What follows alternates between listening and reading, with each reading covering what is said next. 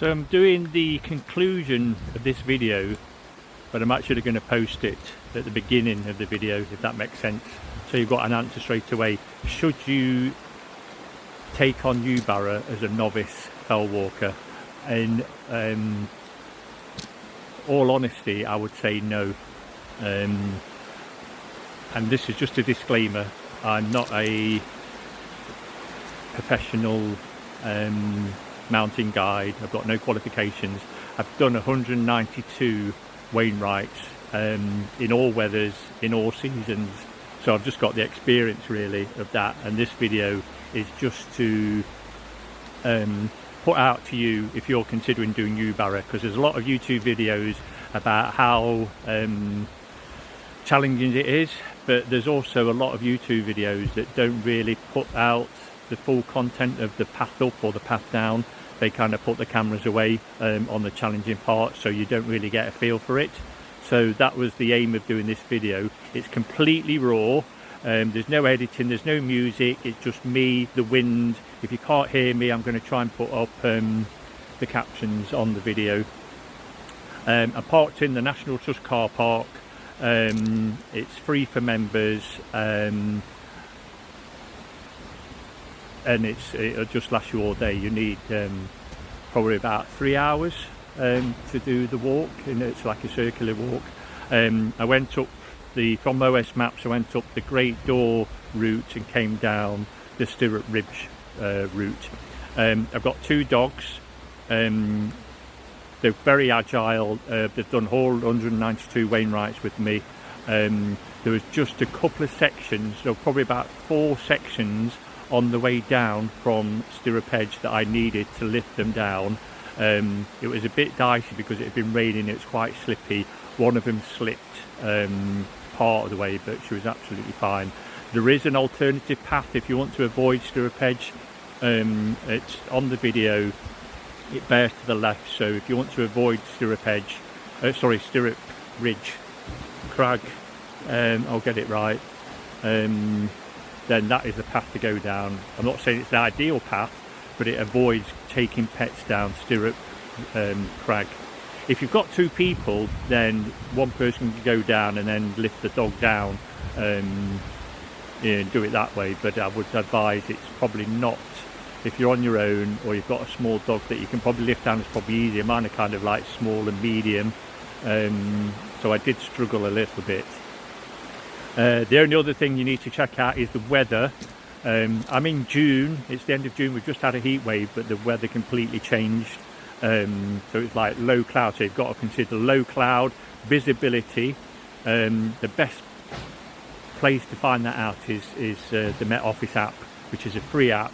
But don't just look at the day-to-day weather, you need to scroll down and look at the mountain weather in Cumbria. It will give you the wind speed, which you need to look out for, and the cloud level. So anything over like 400 meters, 600 meters, 800 meters. Today, the cloud base was about 700-800 meters, so the visibility was pretty clear. But anything like Kirk Fell or Pillar or Steeple would have been up in the clouds. So your visibility, if you're a novice hiker, your visibility is quite limited if you're not sure which way to go. Another essential part is OS Maps. If you don't want to have the paper version, get the digital version, because it will then track your route and you can pick up the paths as you're going up. That is essential again if visibility is quite poor. I've done a lot of fell walks in whiteout snow conditions, zero, low cloud, fog, rain, dark. So having the OS Maps that tracks your position that you can look at is a great saviour. Wind speed, look at the wind speed. Today on the Met Office, it said the wind speed was 30 miles per hour with gusts at 42 miles per hour. That is probably too much to tackle this fell, because there's about 3 sections that are quite open with sheer drops each side, and I've been blown over on many fells by the wind speed. Fortunately not on such a sharp drop. I've had to abandon fell walks because the wind was that bad that it was, you know, it was like life-threatening. So anything over 30, I would say anything over 20 miles per hour, if you're a novice fell walker, don't attempt it. Even though it's quite calm down in the valley, up there it's a completely different environment. So yeah, if you're an amateur fell walker, I'd wait to do Yewbarrow until you've got a few more under your wings. I've done 192 and I've been putting it off because I was just fearful. But if you want to overcome your fear, it is great doing that, and it's a great achievement once you've completed it. But yeah, don't do it too soon. And the only other final thing really is essential footwear. Don't wear your gym trainers. You need proper hiking boots with ankle support. Walking poles, they can be a hindrance when you're climbing up, but I didn't particularly need that to put mine away, because coming down the stirrup ridge, I needed both hands really to hold on to the rock. So walking poles wasn't really essential. They kind of got in the way, so yeah, bring them with you, but as long as you can fold them up and prop them in your bag. And that's about it really. Take your time, work the path out. I say if visibility is poor, you can't really see where you're going, it's probably not the fell to do. If you've got a beautiful sunshiny day, then go for it, and there's no fear of any kind of foul weather once you get up there, because you don't want to end up in A&E doing this fell.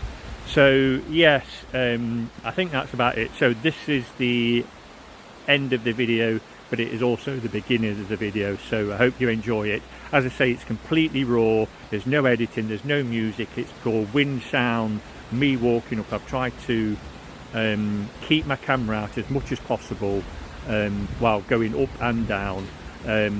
Coming down Stirrup Ridge was a bit more technical. I had to put my phone away because I needed both hands, and it was raining and the screen wasn't working. I couldn't turn the video on or off, so that's the only part I didn't completely manage to video, just for poor safety, but you'll understand that once you go down there. So again, thanks for watching. Hope you have a great day. Be safe, that is the main thing. Take care, see you next time. So this is Yewbarrow. It will be my 192nd Wainwright. I can't say that I've been putting it off, but I have been avoiding it, merely because when I did the Mosedale Horseshoe, I was just exhausted, and I'd had enough on that day, and I've just found other places and other fells to go before this one. But it's getting to the time now where I can't ignore it anymore. So Yewbarrow is 627 metres, so it's not particularly high, but of all the YouTube videos I've watched, there's a bit of a scramble up and a bit of a scramble down. So that's really the reason why I kind of put it towards the end of my Wainwrights. And weather today, it's not that great, but it's the best we're going to get. The cold front just moving out, the pressure's going up. Temperature wise, down in the valley it was, I think, 9 degrees, 14 degrees, but at 600 metres it dropped down to 4 degrees, and at 900 metres it was -1. Wind gusts 42 miles an hour, a westerly wind coming in at 33 miles an hour.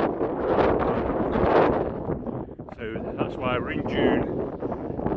Kind of semi-winter gear on, ready and prepared. This is a slow trudge up to the beginning of the scramble.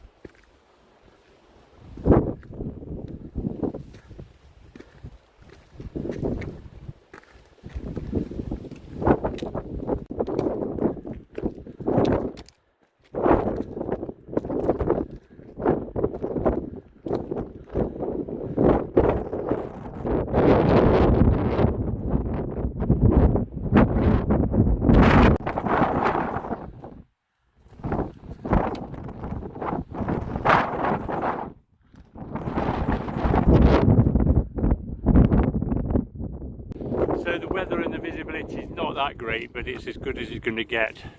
The valley temperature was 14 degrees. At 600 metres it dropped to 4 degrees, and then at 900 metres, which we're not going up to today, it was -1. So even though we're in the middle of June, it's fleeces and hats kind of day. So the wind speed was 33 miles an hour with gusts up to 42, so I've been through a lot worse, so we'll see what it's like on the top. I'm sheltered here, so it's pretty tame at the moment, but we've done 356 metres, and to be fair, I'm really pleased with the way the path's really well marked out. There's a lot of steps. I think we're probably just getting up to the tiny bit of scrambly stage now, so let's crack on. The dog's, she's only got little legs, but she's a right little trooper.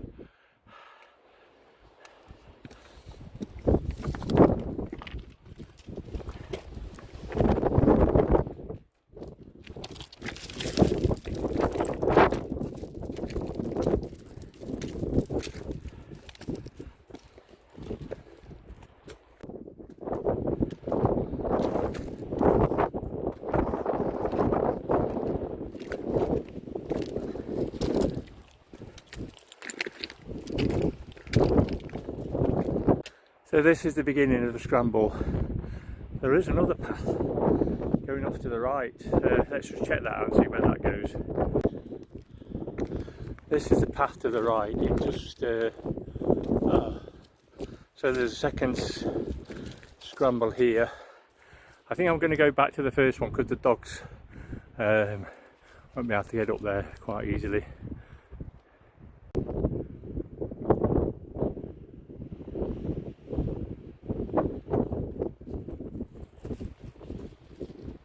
Dogs go on.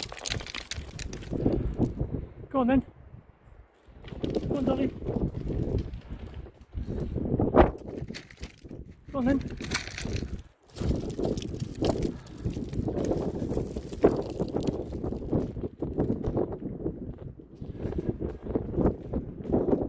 That's the first section, pretty tame, and this is the second section.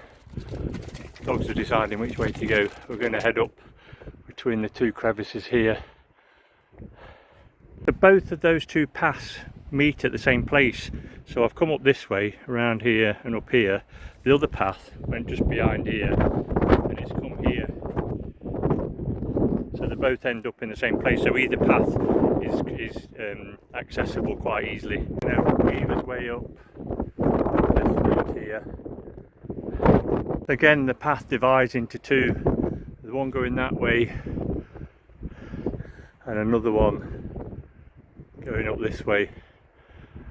The dogs went that way. I'm going to try this way here. You can see how far we've come so far. So just weave our way up. Either path is accessible. I think that's the worst section over with, to be honest. And as you can see behind me, I don't like it, but I felt pretty safe. So if you ever feel like you're not able to get up here through the fear of just scrambling, just take your time.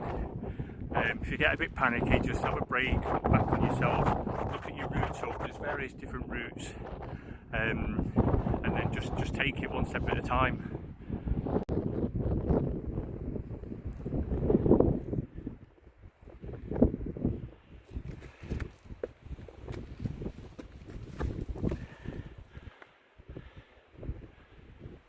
So that small section was about 55 metres in elevation.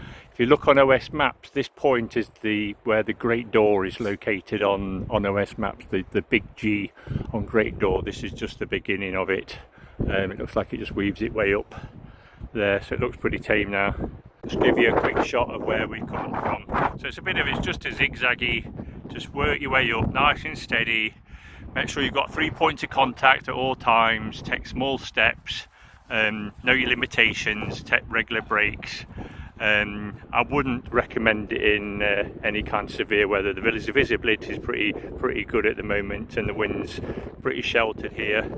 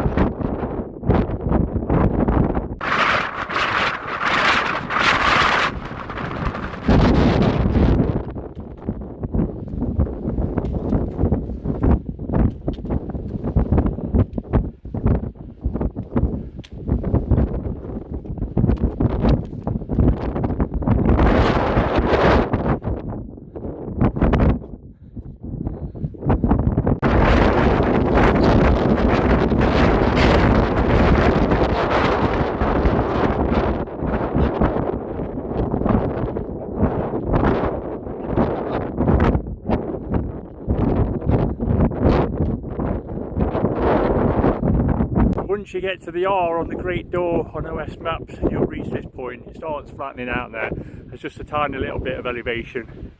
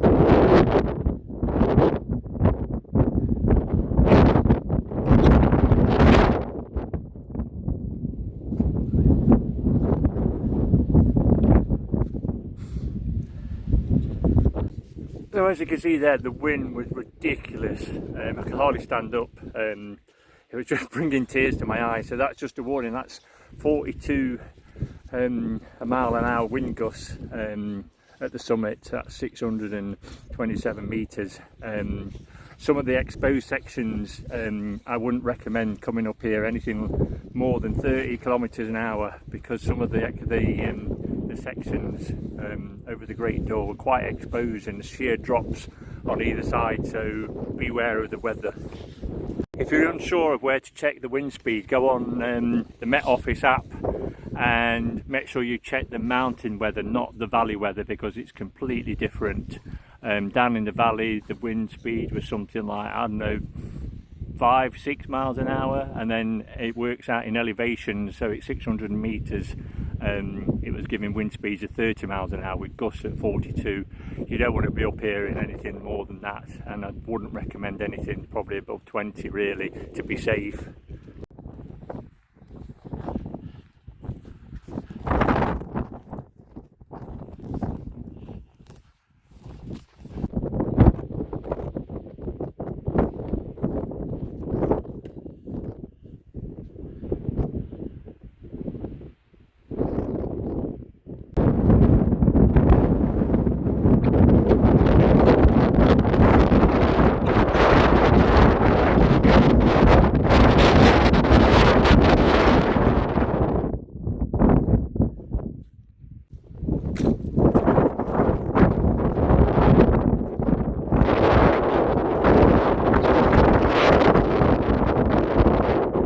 There is a path here that leads to the left of the main path.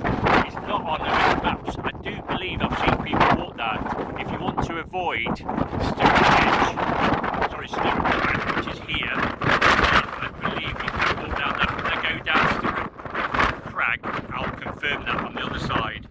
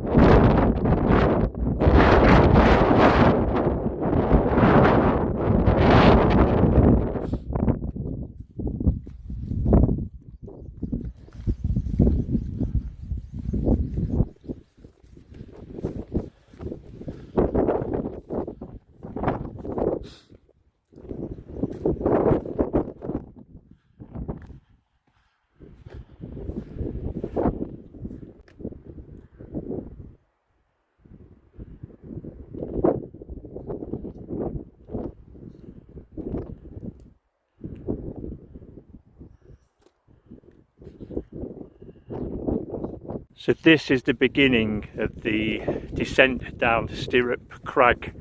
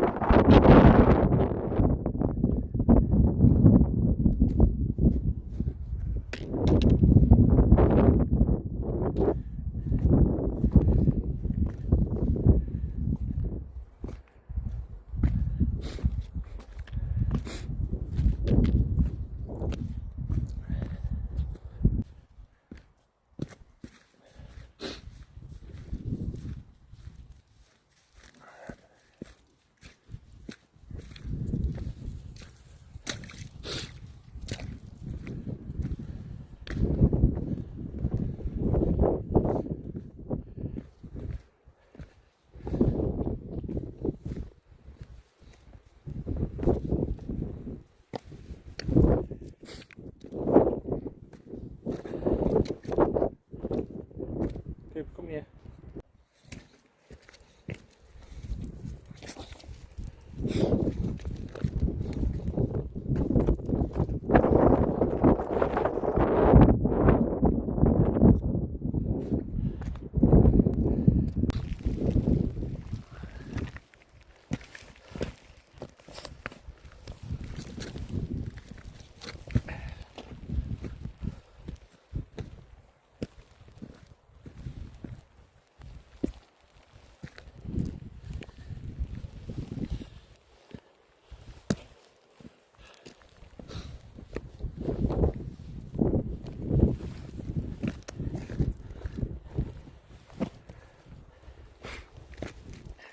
So this is definitely a scramble down. I can't film too much. One, because it started raining and it's really slippery. Two, there's parts of the section where I've got to lift the dogs down. So it's manageable, but not... just take your time, and the weather's not right on my side at the moment. It's really wet and slippery. So there are sections where I've had to lift the dogs down. I've probably had to lift them down about 3 sections. So you can imagine, I can't recommend whether it's coming up or coming down. But yeah, we're nearly there now. We've just got to go around this one section. And we're on the, just got to get around this bit here somehow.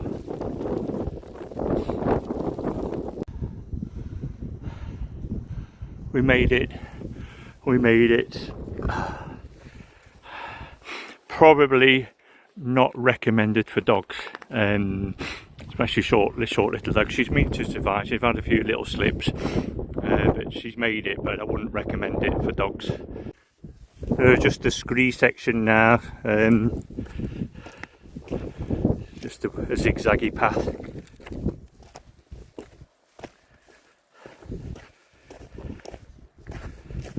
Give you a pan around.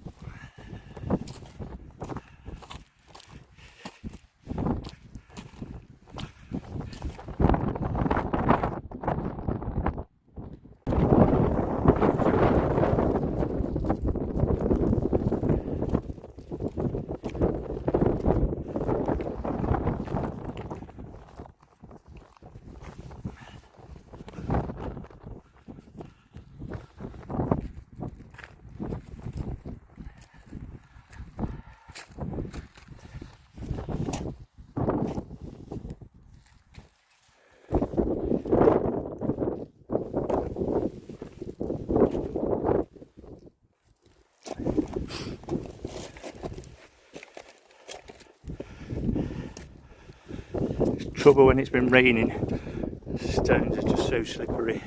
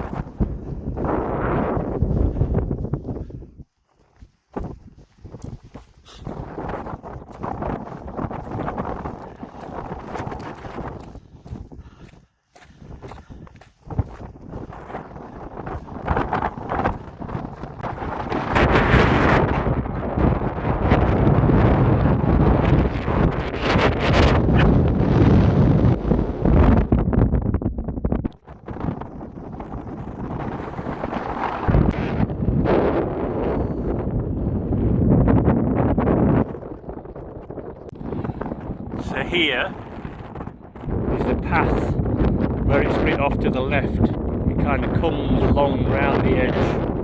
It comes along here. You can barely just see it, just like on the screen. It comes out here. So there is an alternative path if you want to avoid stirrup crags, which I would recommend if you've got any kind of animal. So the return back to the car park, a nice, steady, easy path, just winds away. There is an alternative path that goes along the base of the fell, but this looks like a more straightforward path. Ends up back at the car park.